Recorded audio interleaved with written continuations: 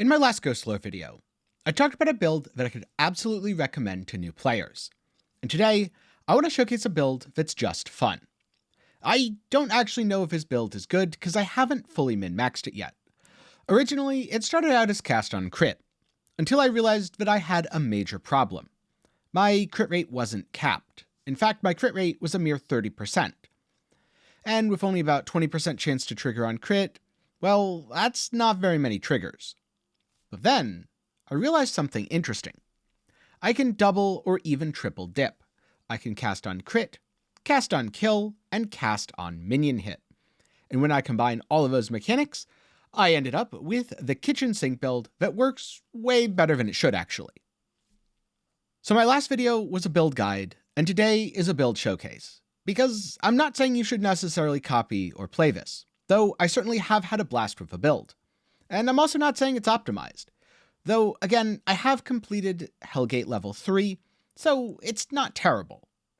But something like this is simply too cool to not show off. I hit enemies to summon Taming Sari. Then, they hit enemies to use all of my attacks. Even though something is triggering on minion hit, the skills do still fire from me, filling the screen with projectiles and burning through my charges.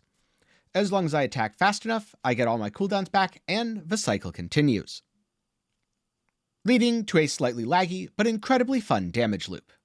And so with that, let's get into a little bit about how the build works, or at least how I'm building it. Starting with my gear and glyphs. Now, on a lot of my glyphs, I was originally trying to stack ILO. This was to cap my crit for cast on crit strike. However, I found that instead, it's a lot more effective to stack Alasa, giving up some of that crit chance in exchange for massive amounts of base damage to both skills and attacks via Utala and Sona. The reason that I ended up going for this is my basic attack still does a pretty decent amount of damage. Flat elemental damages are of course added to both skills and attacks, making them ideal for this build, but most of my damage is coming from my Radiant Spears, Haunt, and Chakram, so it's better for me to focus on skill damage over attack damage if I have the choice. Therefore, I was looking for crit chance, skill damage, and additional elemental damage wherever possible, with basic attack damage being a decent fallback. And pretty much the same can be said for my gear. Your most important thing on a weapon is having 4 sockets, for example, and also the 27% increased attack speed so you can attack faster for more triggers. Then on the shield, I'm mostly capping my resistances, because unfortunately, this time I don't have Tiger Form to do it for me automatically. Also, while this build does have quite a bit of absorb, it's not what I'd call tanky. In fact, in comparison to the last one, it's downright squishy. Though with Chain Kill from Hasashin, the recovery isn't all that bad.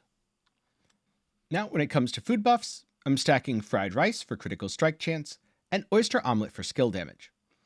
Again, generic damage increases are pretty good here, but I was trying to go for crit for my cast on crit setup, and now that I've pivoted to skills, it seems like the best thing to do to get as much base damage as possible.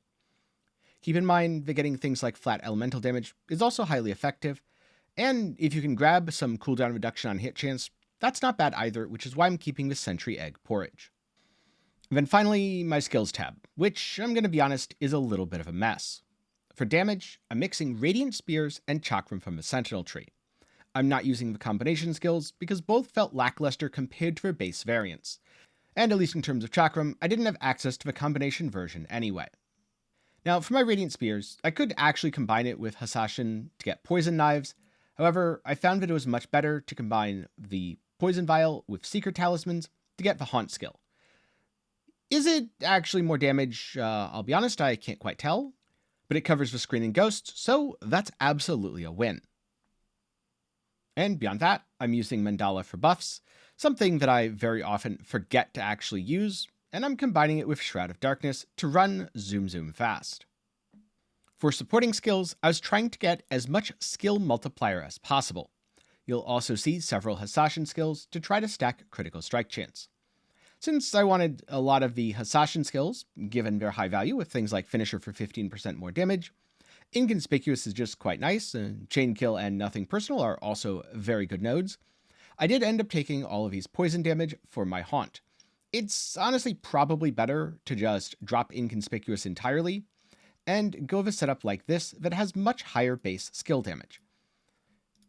However, ultimately, it's kind of up to you. You can either go with the Hasashin version, that feels like it has a little bit of higher quality of life with your ability to evade enemies, or this version, which has much higher base damage, and those ghosts will actually hit like a truck. Then in terms of other class-specific skills, I've got Sharpshooter, 50% more damage at higher range, stand back from enemies for max damage, Marksmanship for accuracy and crit hit damage, and then grabbing from the Exorcist tree, I've got Hex for Infliction Strength Multiplier, something that I'm not 100% sure is worth it even on Haunt. Dead Man Switch, so that my Taming Sari end up dropping dead and then exploding for more damage. And Near Death Experience, at low health, remove all inflictions and gain absorption. This way, if I mess up, it's not too permanent. That said, don't take this as a hard and fast rule. A lot of these skills are still things I'm tweaking and experimenting with. But the only thing I'd say is set in stone is the class selection, because I can't really think of a better combo. And so with that said, how does the build feel to play? Well, it's mostly about running around. If there's a single enemy or a rather small group, just shoot it with a basic attack. Between the trigger on crit and trigger on kill, you should be firing off several skills fairly frequently. On the other hand, when you get to a boss, or some other rather tanky foe, you'll want to drop your Summon Taming Sari. This summons a bunch of possessed blades, which attack all the enemies, triggering the cast on minion attack. One thing that's important to note, you might have noticed that I placed all of my trigger skills so they overlap with all of my other skills. And this is very intentional, not only to give myself the highest chance to trigger, being on crit strike, minion attack, and death, but also to give the skills the highest chance when triggered to not consume charges. So much so that with my amulet mod, they should have a 100% chance to not consume charges. Yes, this comes with a very hefty damage penalty, and honestly might not be worth it, but what it means is I can run around infinitely triggering skills for, in theory, infinite damage. At least infinite damage if I could hit stuff enough. So overall, this leads to a really fun playstyle where I find a group of enemies, drop the kitchen sink on them, and then move on. Like I said, it's certainly not terrible. I've managed to get all the way through Hellgate 3 and into Hellgate 4. Plus, I'm easily able to clear missions at the Institute. But it's also not nearly as good as the previous build that I talked about. So if you want a really good build, I suggest going with a feral build. And if you want a really fun build, maybe give this a try. And if you find any tips on how to optimize it, do be sure to let me know down in the comments. Personally, I can definitely think of a couple things. One, summon on minion hit is a huge negative damage multiplier. Ultimately, it may be best to drop that.